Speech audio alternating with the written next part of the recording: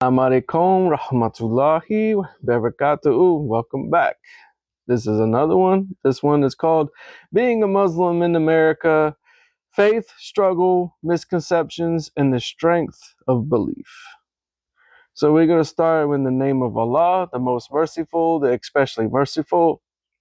So my dear brothers and sisters, to our non-Muslim friends listening today, I want to speak from my heart about something deeply important.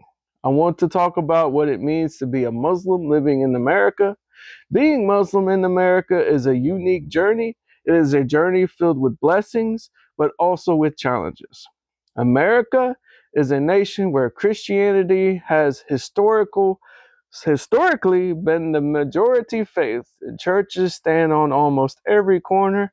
Christian traditions shape many parts of society, and the culture has been largely influenced by Christian values. For Muslims, that means that we often grow up feeling different, not just different in our food, in our holidays, or our clothing, but different in our beliefs, in our practices, in our daily lives. So a Muslim wakes up before sunrise to pray Fajr, while most of the world is still asleep. During Ramadan, we fast from dawn until sunset, sometimes for long hours while continuing to work, study, and take care of our families.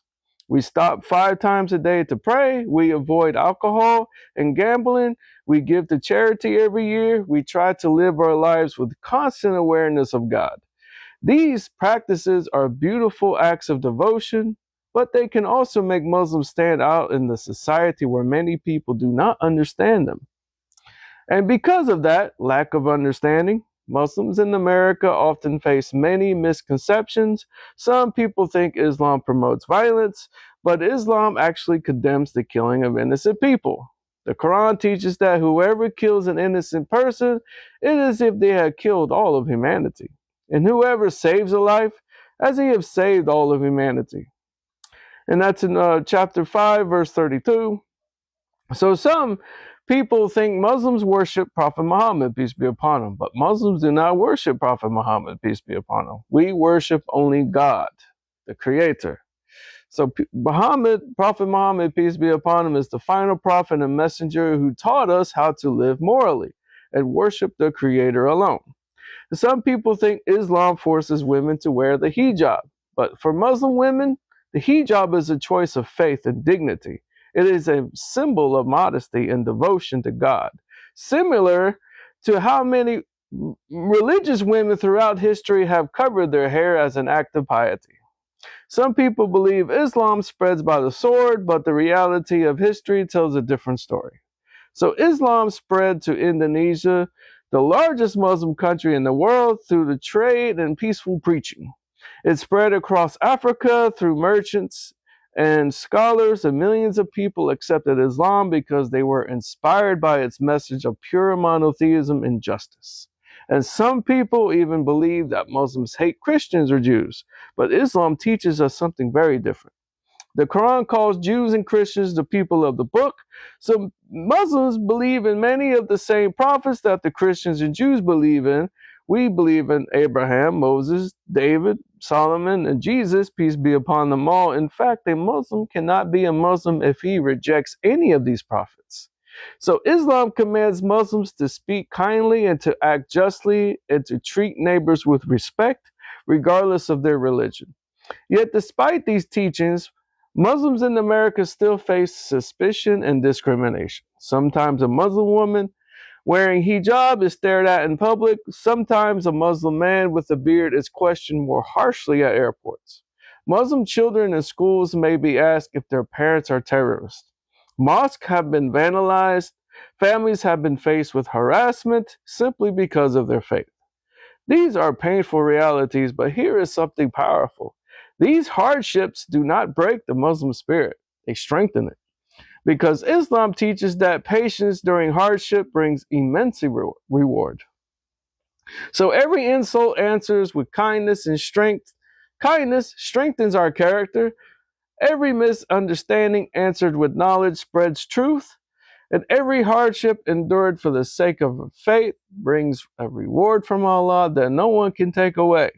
The Prophet Muhammad, peace be upon him, and his companions faced far greater difficulties. They were prosecuted, persecuted, boycotted, mocked, and even tortured simply for believing in one God.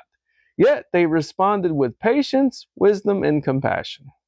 Today, Muslims in America follow that same example. We work as doctors, saving lives. We teach in schools, shaping young minds. We serve as firefighters and police officers, protecting communities. We volunteer at food banks, feeding the hungry. We donate to charities, helping the poor.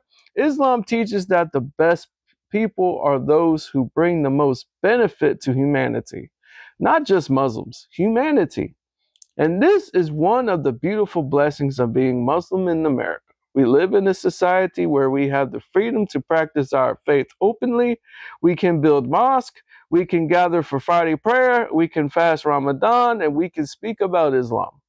Millions of Muslims around the world do not have this freedom. So while we face challenges here, we also carry incredible opportunity. Opportunity to correct misconceptions, opportunity to show the beauty of Islam through our character, opportunity to build bridges between communities. Sometimes a person who once feared Islam meets a Muslim neighbor who is kind, honest, and compassionate. And suddenly their entire perception changes. They realize that Muslims are not strangers. Muslims are parents raising children, students studying for their futures, workers striving to support their families, and neighbors who care about their communities. So, to our non Muslim friends listening today, I want to say something sincerely. If you want to understand Islam, do not judge it by the headlines or by the actions of extremists who violate its teachings. Look at the Quran. Look at the life of the Prophet Muhammad, peace be upon him. Look at the ordinary Muslims around you. Talk to them, ask them questions. You will find that Islam is not a religion of hatred or violence.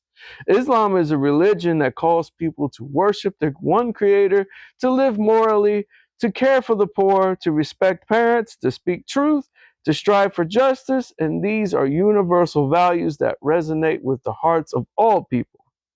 And to my fellow Muslims living in America, remember this. You are not just citizens of this country, you are ambassadors of Islam. Every smile you give, every honest business deal, every act of kindness, every moment of patience is dawah. So people may never read the Quran, but they will read your character.